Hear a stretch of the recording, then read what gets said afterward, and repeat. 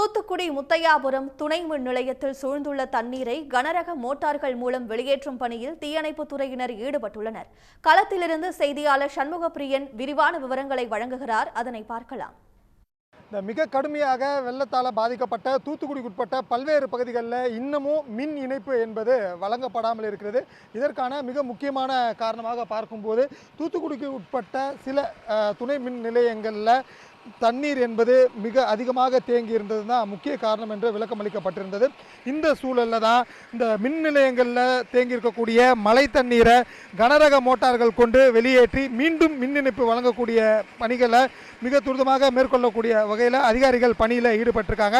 அதில் ஒரு இடம் தான் தற்போது நீங்கள் பார்த்து கொண்டிருக்கக்கூடிய இந்த முத்தையாபுரம் துணை மின் நிலையம். தூத்துக்குடி மாநகருக்கு அருகில் இருக்கக்கூடிய இந்த முத்தையாபுரம் துணை மின் நிலையத்தில் கிட்டத்தட்ட 5 அடி வரை மழை வெள்ளம் என்பது முழுமையாக சூழ்ந்திருந்த நிலையில் இந்த தேங்கியிருந்த மழைநீர் தற்போது கொஞ்சம் கொஞ்சமாக வடிய தொடங்கி இருக்கிறது.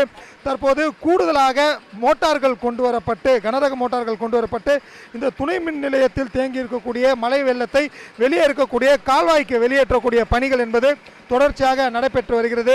தற்போது மோட்டார்கள் மட்டும் இல்லாமல் தீயணைப்புத்துறை வீரர்களும் இந்த மழை தண்ணீரை வெளியேற்றக்கூடிய பணிகளில் தங்களை ஈடுபடுத்தி கொண்டிருக்காங்க.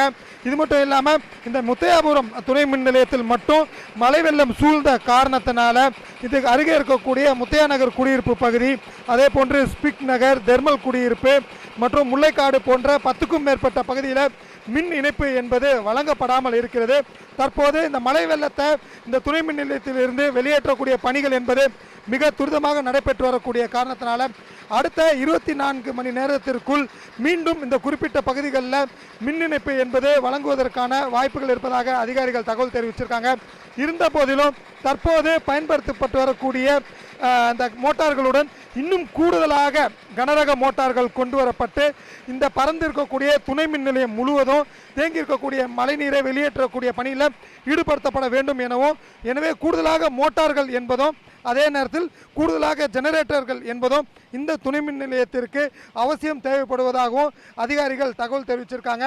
இவ்வாறான ஒரு சூழலில் தான் இந்த முத்தையா நகர் துணை மின் நிலையம் பகுதியில் மோட்டார்கள் கொண்டு இந்த தேங்கி இருக்கக்கூடிய வெள்ளத்தை வெளியேற்றக்கூடிய பணிகள் என்பது மிக வேகமாக நடைபெற்று வருகிறது. எனவே அடுத்த 24 மணி நேரத்திற்குள்ள இந்த துணை மின் நிலையத்தோடு இணைக்கப்பட்டிருக்கக்கூடிய பகுதிகளில் மீண்டும் மின்சார இணைப்பு வழங்குவதற்கான சாத்தியக்கூறுகள் இருப்பதாகவும் அதிகாரிகள் தகவல் தெரிவிச்சிருக்காங்க.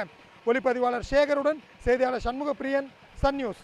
உடனுக்குடன் செய்திகளை தெரிந்து கொள்ள சன் நியூஸ் பெல் ஐகானை கிளிக் பண்ணுங்க.